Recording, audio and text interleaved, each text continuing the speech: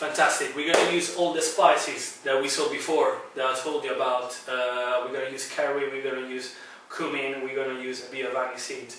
So guys, just make sure you have all the ingredients before you start this recipe, but even if you don't, just at least get a really nice quality curry powder, which is already a mix of spices. The work the spices are going to do for us is basically to enhance the flavor of all the ingredients we're going to put them with. So stay tuned and get in the kitchen. Here we are. We're going to prepare a pork and vegetable curry. I choose the pork rack to do this. I choose it because one is really cheap, two is quite lean, so there's no really lot of fat to it. There's just this tiny little membrane on top. We're just gonna remove it with a knife, simple as that.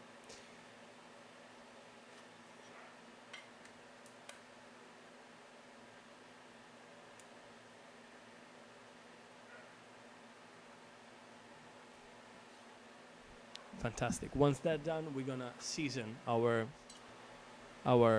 rack of pork, and we're just gonna pan fry it. We pan fry it first because we want to achieve that lovely color to it, that lovely caramelized flavor.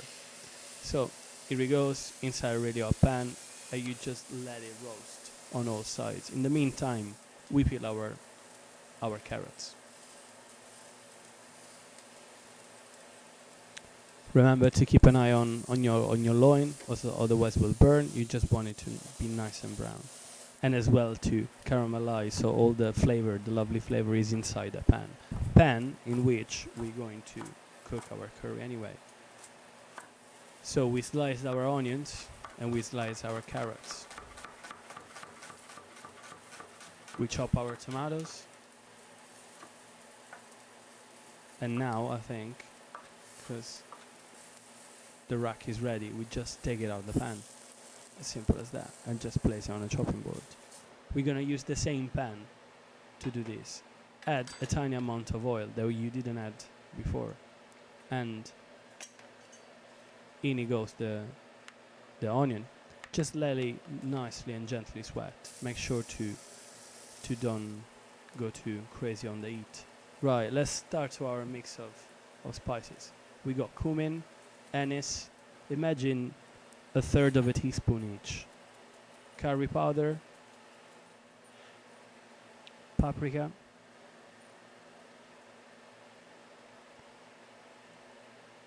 tiny bit of oil to mix it, to make like a paste. Like the tip of a spoon of ground ginger, and that's it. It's like a marinade. Chop your pork rack enough. That's what you want to see. You want to see like a medium rare rack. Cut in cubes. Key factor to this recipe is not to overcook the pork. Please don't overcook your pork, otherwise it's just gonna be chewy and horrible. Add your veggies, your tomato and your carrots in with some of the marinade. Put your chopped pork, your cubes, into the marinade. Just mix it up. Simple as that. Add some, if you can, vegetable stock. Otherwise, just water into the carrots. And just make sure they are cooked but not puree. You want them to be still crunchy in the middle. Add your pork, which has been already almost cooked, and just add it all together. Saute the whole thing for other 2 minutes maximum, and basically that's it. You got your dish done. It's like a really straightforward dish. Like makes no effort. It's really cheap, and you could like change it as whatever you want. If you don't like carrots, you could use any other veg. If you don't like pork rack, you could use pork fillet or whatever. It's basically just the same. Add your leaves, your fresh leaves. In this case, I use baby basil and chives because I really like it. And the dish is done. Just plate it into a bowl. Serve it with some boiled basmati rice, and that's pretty much it. add a tiny drizzle of the marinade on top, just to make sure there's enough strength, and that's it. It's a really straightforward dish.